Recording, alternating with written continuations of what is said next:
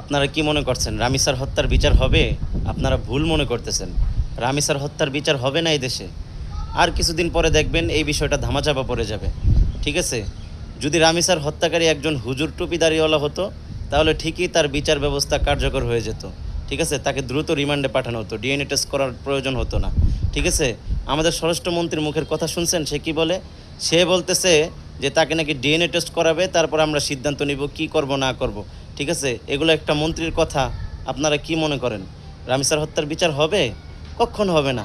এই যে দেখেন কিছুদিন আগে ঝিনাইদহের একজন ইমাম, ঠিক আছে, মিথ্যা অপবাদে জেল খেটে আসছে। ঠিক আছে?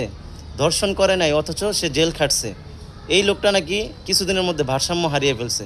এই লোকটার পক্ষে কয়টা মিডিয়া কথা বলছে, কয়টা সুশীল সমাজ কথা বলছে, কয়জন শাহবাগীরা মশাল মিছিল নিয়ে নামছে আপনারা বলেন? অথচ এই যে সোহেল হত্যা করলো, এই যে ধর্ষণ করলো, তার নিয়ে কোনো কথা নাই, বার্তা নাই। ঠিক আছে? কিছু সুশীল লোক দেখি চুপ করে বসে আছে, মিডিয়ারাও তার নিয়ে চুপ। ঠিক আছে? কোনো মাতামাতি নাই। কিন্তু যদি হুজুর হইতো, তাহলে দেখতেন পুরা দেশের মধ্যে একটা আতঙ্ক সৃষ্টি হয়ে যেত। কারণ লোকটা তো হুজুর না, এই জন্য দেশের মধ্যে আতঙ্ক সৃষ্টি হচ্ছে না।